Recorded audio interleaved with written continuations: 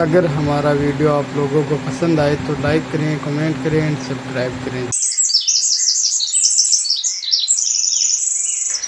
एक बहुत बड़ा विशाल साम्राज्य था बीजापुर। उस साम्राज्य का शासक बहुत ही नेकदिल इंसान था। उसे शिकार करने का बहुत शौक था, लेकिन उसमें एक खूबी भी थी। वह कभी भी जंगल में रहने वाले छोटे प्राणियों का शिकार नहीं करता था। या तो वह शेर का शिकार करता था या फिर शिकार ही नहीं करता था, क्योंकि एक शेर दूसरे शेर का शिकार करे तभी वह राजा कहलाता है, चाहे वह जंगल का हो या फिर किसी साम्राज्य का। एक दिन जब राजा फिर से शिकार के लिए जंगल जा रहा था, तभी उनकी दो रानियों में से महारानी बोलती है, महाराज, बहुत दिन हो गए हमें जंगल जाए बिना। क्या आप आज मुझे आपके साथ शिकार पर ले चलेंगे? मन बहुत विचलित हो रहा है। आपके साथ जंगल चलने के लिए आप ले चलोगे ना? महारानी, आपको तो पता ही है जंगल में कितने भयानक जानवर रहते हैं, और शिकार करते समय कभी कभी शिकार का पीछा करते करते जंगल के भीतर बहुत दूर तक चले जाते हैं, जिससे लौटने में बहुत समय लगता है। महाराज, मना नहीं करो, मैं आपको नहीं छोड़ूंगी। ठीक है महारानी, अगर तुम्हारी हट है तो चलो। इस तरह राजा भानु प्रताप और महारानी जंगल की ओर निकल पड़ते हैं। जंगल में उन्हें सभी जानवर दिखाई दे रहे थे, लेकिन राजा को वह दिखाई नहीं दे रहा था जिसका राजा को शिकार करना था। राजा ने अपने घोड़े की रफ्तार और बढ़ा ली ताकि वह शेर का शिकार कर सके। शेर की तलाश में राजा देखते ही देखते महारानी से बहुत आगे निकल गए। ये महाराज कहाँ निकल गए? इस जंगल में कहीं भी नजर नहीं आ रहे। अब मैं क्या करूं? कहाँ ढूंढूं उन्हें? मुझे तो कुछ समझ नहीं आ रहा। इतना सोचते सोचते महारानी इधर उधर देखने लगी। तभी अचानक से उनका पैर साधु महाराज के कमंडल से जा टकराया और साधु महाराज की तपस्या भंग हो जाती है। महारानी घबरा जाती है। हे भगवान, मुझसे यह क्या पाप हो गया? साधु महाराज क्रोध में आ जाते हैं और महारानी से बोलते हैं, तुमने हिरण की तरह उतल पुतल करके मेरी घोर तपस्या भंग की है ना। तुम्हें अभी के अभी हिरण बनाता हूँ। साधु महाराज, मुझे क्षमा कर दीजिए। मैंने जानबूझकर आपकी तपस्या भंग नहीं की। मुझसे यह पाप अनजाने में हुआ है। मैं बेगुनाह हूँ साधु महाराज। मैं तो बस इधर उधर महाराज की खोज कर रही थी। पता नहीं कहाँ निकल गए शिकार करते करते। तो आप महारानी हो, लेकिन आपको पता ही है धनुष से निकला बाण और मुंह से निकले शब्द कभी वापस नहीं आते। लेकिन एक रास्ता है जिससे तुम इस श्राप से मुक्त हो सकती हो। तुम्हें अपना यह रहस्य किसी को भी नहीं बताना है, गुप्त रखना है। समय खेल बदलेगा और समय खुद तुम्हारे पास चलकर आएगा तुम्हें लेने के लिए। उधर महाराज का ध्यान जैसे ही शिकार से हटता है तो वह पीछे मुड़कर महारानी को देखते हैं, पर महारानी कहीं नजर नहीं आती। न शिकार हाथ लगा और न ही महारानी कहीं नजर आ रही। कह रही थी हमसे तुम्हारा पीछा नहीं छोड़ेंगे। लगता है रास्ते में कहीं रुक गई होगी विश्राम करने के लिए। इतना सोचते सोचते राजा भानु प्रताप वापस उसी रास्ते से लौट आते हैं, पर कहीं भी उन्हें महारानी नजर नहीं आ रही थी। वह ढूंढते ढूंढते परेशान हो गए और शाम भी ढलने को आ गई। राजा परेशान होकर महल की तरफ लौट आए। सोचा शायद महारानी महल लौट गई होंगी।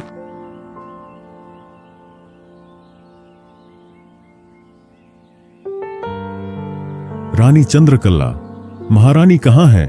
महाराज, आप ही के साथ तो गई थी जंगल शिकार खेलने, और आप मुझसे पूछ रहे हैं कि महारानी कहाँ है। यह तो आपको ही पता होना चाहिए ना। हाँ, चंद्रकला शिकार पर तो हमारे ही साथ गई थी, लेकिन जब मैं शिकार खेलता खेलता जंगल में ज्यादा भीतर तक चला गया तो अचानक पता नहीं महारानी कहाँ चली गईं। जब मेरा ध्यान उन पर गया तो मैंने बहुत ढूंढा उन्हें, पर वो कहीं नहीं मिली मुझे। इतना बोलते ही राजा वहाँ से चला आता है और सैनिकों को पास बुलाकर बोलता है, सैनिकों, जंगल का कोना कोना छान मारो और देखो महारानी कहाँ है। जो भी उन्हें खोज निकालेगा उसे मुंह मांगी इनाम दी जाएगी। इस तरह सैनिक जंगल में महारानी की खोज के लिए निकल पड़ते हैं। वे जंगल में हर जगह ढूंढते हैं, लेकिन परेशान होकर श्याम को वापस महल की ओर चल देते हैं। राजा भानु प्रताप ने महारानी को हर जगह खोजा, लेकिन कहीं भी पता नहीं चला। इसी तरह समय निकलता गया और कुछ समय बाद राजा फिर से शिकार खेलने के लिए जंगल गया। राजा को झाड़ियों में हलचल नजर आई तो उन्होंने देखा कि कोई जानवर है। वो जैसे ही आगे बढ़े तो शेर नजर आया। शेर ने जैसे ही राजा पर हमला किया तो राजा ने तीर चला दिए। तीर लगते ही शेर ने बचकर भागना शुरू किया तो राजा ने उसका पीछा किया और जैसे ही राजा ने तीर छोड़ा, शेर वहां से भाग निकला और वह तीर जाकर एक साधु को लग गया जो तपस्या कर रहे थे। तीर लगते ही साधु बोले, तुम जो भी कोई हो जिसने भी तीर चलाया है, मैं तुम्हें श्राप देता हूँ। तुमने जिस तरह मेरी तपस्या भंग की है, तुम्हें भी उसका परिणाम भुगतना पड़ेगा। तुम्हें इंसान से संतान की प्राप्ति नहीं होगी, ये मेरा श्राप है तुम्हें। साधु महाराज, मुझे माफ कर दीजिए। मैं तो उस शेर को अपना निशाना बनाकर बाण चला रहा था। जैसे ही शेर भागा, बाण आपको आकर लग गया। मैंने जानबूझकर आप पर बाण नहीं चलाया। मैं गुनहगार नहीं हूं, मुझे माफ कर दीजिए। राजन, आप हो, लेकिन जैसा कि आपको पता ही है कि आपके धनुष से निकला बाण और मेरे मुख से निकले शब्द कभी वापस तो नहीं आएंगे। इसका कोई तो उपाय होगा साधु महाराज। इसका उपाय संभव तो नहीं लग रहा, लेकिन फिर भी मेरे पास ये एक फल है। इस फल को आपको आपकी सबसे प्रिय पत्नी को जाकर खिलाना है, जिससे आप सबसे ज्यादा प्रेम करते हो। उस पत्नी से आपको एक सुंदर तेजस्वी कन्या की प्राप्ति होगी। वही कन्या तुम्हें और तुम्हारे परिवार को श्राप से मुक्त कराएगी। मैं तुम्हारे महल पहुंचने से पहले ही उसकी प्रतिमा महल में प्रकट कर दूंगा, जो बड़ी होकर उसी तरह की दिखाई देगी। पत्थर की प्रतिमा के रूप में होगी। इस तरह राजा भानु प्रताप साधु से वह फल लेकर अपने सैनिकों के साथ राजमहल की ओर रवाना हो जाते हैं। चलते चलते रास्ते में अचानक से वह फल राजा से गिर जाता है। राजा को इस बात का एहसास तक नहीं होता। राजा राजमहल पहुंच जाते हैं और उस पत्थर की प्रतिमा को देखकर बहुत खुश होते हैं। वह अपनी रानी चंद्रकला के पास जाकर अपने पास वह फल देखते हैं। नहीं मिलने पर वह समझ जाते हैं कि वह फल कहीं गिर गया है। राजा तुरंत सैनिकों को बुलाते हैं। सैनिकों को आदेश देते हैं, जाओ और अभी के अभी उस फल को ढूंढ कर लाओ जो साधु महाराज ने दिया था, नहीं तो इस साम्राज्य को कभी भी उसका उत्तराधिकारी नहीं मिल पाएगा। राजा भानु प्रताप की इतनी बात सुनकर सैनिक वहां से निकल आते हैं और जंगल की तरफ चल देते हैं। इधर वह फल आकार बदलकर घास बन जाता है ताकि किसी की नजर न पड़े। वह जिसके हक का है वही उस तक पहुंचे। सैनिकों ने फल को हर जगह खोजा, लेकिन उन्हें फल कहीं भी नजर नहीं आया। कुछ समय बाद उसी जंगल की एक हिरण घास खाती खाती आती है और उस घास को भी खा लेती है।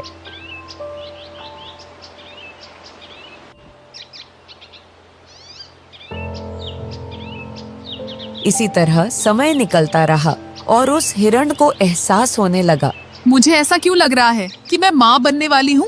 समय गुजरता गया और एक दिन उस हिरण ने एक सुंदर बच्ची को जन्म दिया। मैंने एक इंसानी बच्ची को जन्म दिया, आखिर यह कैसे संभव है। हिरण अचंभित होकर सोच में पड़ जाती है।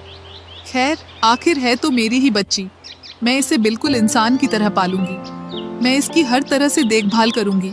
इस तरह वह उस बच्ची को लेकर वहां से एक झोपड़ी की तलाश में निकल पड़ती है, क्योंकि इस तरह खुले जंगल में तो रख नहीं सकती थी, नहीं तो जंगली जानवर हमला कर देते।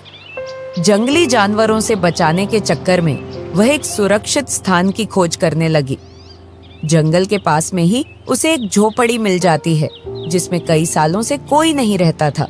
सुरक्षित स्थान समझकर वह वहां रहने लगी।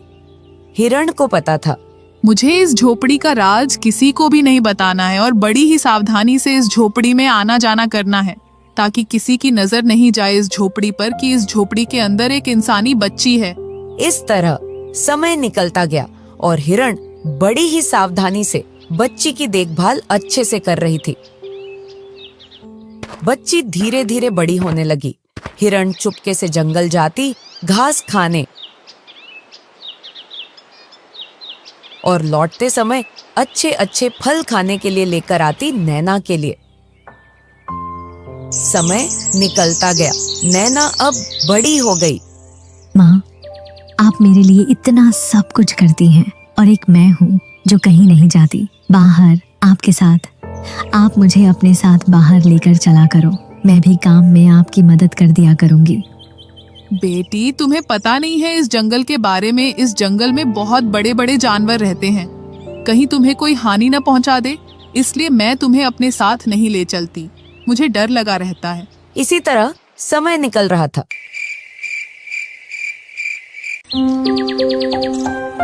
एक दिन हिरण फल लेकर झोपड़ी की ओर लौट रही थी, तभी दूर खड़ा भालू देखता है। अरे, हिरण फल लेकर कहाँ जाती है? मैं इसे कई दिनों से देख रहा हूँ। ये चुपके से फल ले जाती है। आज तो देखता हूँ आखिर ये कहाँ जाती है। इस तरह भालू हिरण का पीछा करता है और सोचता है कि हिरण इस झोपड़ी में क्यों जाती है। वह वहीं छुपकर इंतजार करने लगता है हिरण के बाहर जाने का।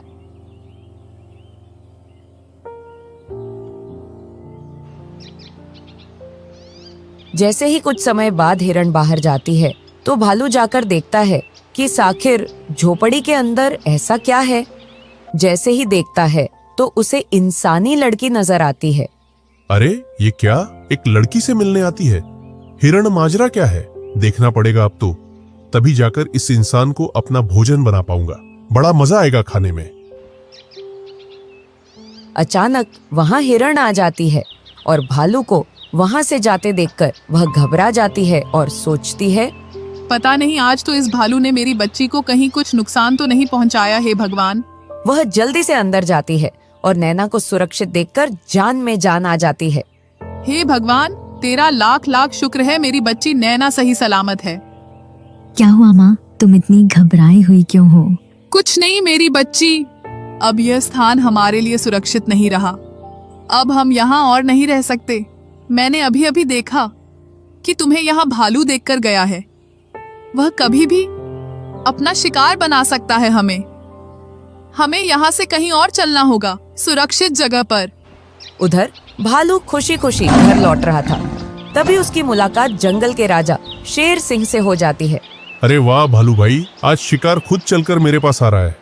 अरे रुको रुको राजा शेर सिंह, मुझे मत खाओ। तो फिर क्या तेरे परिवार वालों को बुला रहा है दावत पर? नहीं नहीं, तो फिर मेरा सोने का समय क्यों खराब कर रहा है? अभी खाता हूँ तुझे। अगर मैं तुम्हें मुझसे भी अच्छा भोजन दूं तो तुझसे अच्छा भोजन क्या हो सकता है? इंसान का भोजन। क्या सच में? हाँ, तेरे पास इंसान कहाँ से आया? जल्दी बता। आया नहीं रहता है इसी जंगल में? क्या शेर सिंह के इलाके में इंसान रहते हैं और शेर सिंह को ही पता नहीं? मैं शेर सिंह नहीं हो सकता। मेरा मतलब शेर सिंह के इलाके में इंसान नहीं रह सकते। तो चले राजा साहब। हाँ हाँ, चलो जल्दी से। इधर हिरण नैना को लेकर वहां से निकल लेती है। उसे पता था अब जंगल का कोई भी जानवर हम पर कभी भी हमला कर सकता है। हम यहाँ सुरक्षित नहीं हैं। उधर भालू बड़े ही होशहवास में शेर को लेकर उस झोपड़ी पर पहुंच गया। राजा साहब, इसी झोपड़ी के अंदर है वह इंसानी बच्ची। अच्छा सुन भालू, अगर तूने मुझे बेवकूफ बनाया ना तो मैं तुझे, तेरे परिवार वालों को भी नहीं छोड़ूंगा। हाँ हाँ ठीक है शेर सिंह जी, लेकिन अगर मेरी कही हुई बात सही निकली तो फिर मैं तुझे और तेरे परिवार को कभी अपना शिकार नहीं बनाऊंगा। और अगर तू झूठा निकला तो तू गया आज एक लंबी यात्रा पर। हाँ हाँ ठीक है। इतना सुनते ही शेर सिंह झोपड़ी में घुस जाता है। भीतर देखता है तो उसका दिमाग चकरा जाता है। भालू भीतर आ। भालू भैया भीतर जाते हैं। भीतर देखते ही भालू भैया की 9-2-11 वाली घंटी बज जाती है। शेर सिंह भालू को अपना 2-3 दिन का भोजन बना लेता है। उधर हिरण सभी जंगली जानवरों से नैना को बचाती हुई ले जा रही थी। तभी राजा के 2 सैनिक उसी जंगल से गुजर रहे थे।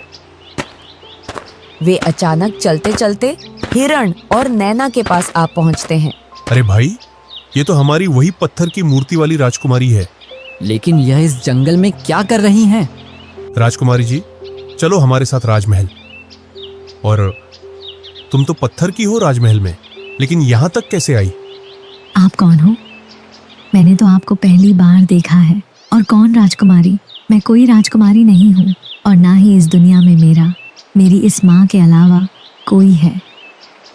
अरे भाई, ये कैसे हो सकता है? यह मना कर रही है, और यह तो हमारी राजकुमारी ही है। सुनो, ये कोई राजकुमारी नहीं है, हमें जाने दो। अरे कैसे जाने दूं? अगर हमारी राजकुमारी कहीं खो गई तो हम कैसे ढूंढेंगे? अगर जाना है तो आप हमारी राजकुमारी को छोड़कर जा सकती हो, हम तुम्हें नहीं रोकेंगे। ये मेरी माँ है, और आप इनसे ऐसा बोल रहे हो? हाँ, मेरी माँ और मैं दोनों ही जा रहे हैं। आप अपनी राजकुमारी को कहीं और ढूंढो। नहीं नहीं राजकुमारी जी, हमसे गलती हो गई। अगर महाराज को पता चलेगा कि हमने आपको जाने दिया तो वह हमें सूली पर चढ़ा देंगे। कृपया करके आप हमारे साथ अपने महल वापस लौट चलिए। हमने कहा ना, हम कोई राजकुमारी नहीं है। फिर भी अगर तुम चाहते हो कि हम तुम्हारे महल चलें तो हम महल चलेंगे, लेकिन हमें कोई हानि नहीं पहुंचाई जाए। हाँ हाँ, तुम्हें कोई भी हानि क्यों पहुंचाएगा? यह तो हमारी राजकुमारी है। राजकुमारी जी, भला कौन में इतनी हिम्मत है जो आपको हानि पहुंचाएगा? इस तरह हिरण और नैना दोनों ही सिपाहियों के साथ महल की ओर चल देती हैं। थोड़े ही समय बाद वे सभी राजमहल पहुंच जाते हैं। तुम यहीं रुको, मैं महाराज को बताकर आता हूँ। सिपाही जैसे ही महाराज को बताने जा रहा था, तभी उसकी नजर उस पत्थर की मूर्ति पर पड़ी। अरे यह क्या? यह तो अभी तक यहीं खड़ी है। तो फिर जिसे हम जंगल से लाए हैं, फिर वह कौन है? मुझे महाराज को बताना होगा। हम किसे ले आए? सिपाही सोचता सोचता महाराज के पास पहुंच जाता है। महाराज की जय हो। बोलो, क्या बात है? महाराज, मैं सदमे में आ गया हूँ। क्या कहना चाहते हो? जो बोलना है साफ साफ बोलो, क्या हुआ है? सिपाही ने जंगल में नैना के मिलने से लेकर यहाँ तक कि उसे राजमहल लाने और जो अभी अभी देखकर आया है, वह सभी घटनाएं राजा को सुनाई। राजा भानु प्रताप स्वयं अचंभित हो गए और तुरंत नैना को उस प्रतिमा के पास लाने के लिए सिपाही से कहा। जब राजा भानु प्रताप ने नैना को देखा तो वह हक्के बक्के रह गए। उन्हें कुछ समझ नहीं आ रहा था, यह सब क्या है। थोड़े ही समय में वहां पर वही साधु महाराज आ जाते हैं। मैंने कहा था ना कि समय खुद चलकर आएगा, और आज देखो, समय के चक्रव्यूह के माध्यम से आपका पूरा परिवार खड़ा है यहाँ। साधु महाराज, मुझे तो कुछ भी समझ नहीं आ रहा। रुको राजन, सब समझ आ जाएगा। बेटी नैना, इस प्रतिमा को स्पर्श करो। नैना जैसे ही प्रतिमा को स्पर्श करती है तो वह उसी में समा जाती है। साधु महाराज, मैं कौन हूँ? अभी सब पता हो जाएगा। इस हिरण को स्पर्श करो। नैना जैसे ही हिरण को स्पर्श करती है तो हिरण महारानी के रूप में बदल जाती है। साधु महाराज, आपको कोटि कोटि नमन, जो आपने मुझे मेरे श्राप से मुक्त कराया। राजन, यह आपकी महारानी है जो आपके साथ शिकार खेलने गई थी। उसी समय इन्होंने मेरी तपस्या भंग की थी। उसी श्राप से यह हिरण बन गई थी। और यह नैना राजकुमारी उसी फल से जन्मी है जो फल मैंने तुम्हें संतानहीन रहने का श्राप देने के बाद दिया था। और तुमसे कहा था कि यह फल इस रानी को खिलाना जिससे आप सबसे ज्यादा प्रेम करते हो। और वो ये सुलेखा महारानी है जो जंगल में हिरण का रूप धारण किए हुई थी। फल आपसे वहीं गिर गया था। फल ने घास का रूप धारण कर लिया था ताकि कोई उसे खा ना सके। और जब यह घास चरने गई तो घास के रूप में वह फल इनके गर्भ में पहुंच गया। और कुछ समय बाद महारानी ने नैना को जन्म दिया। महारानी ने नैना को सभी संकटों से बचाया। आज आप सभी अपने अपने श्रापों से मुक्त हो गए हो। आपका बहुत बहुत धन्यवाद। आपने हम सभी को फिर से एक कर दिया। इन दोनों सिपाहियों को उनकी मुंह मांगी रकम दी जानी चाहिए जो महारानी सुलेखा और राजकुमारी नैना को लेकर महल आए।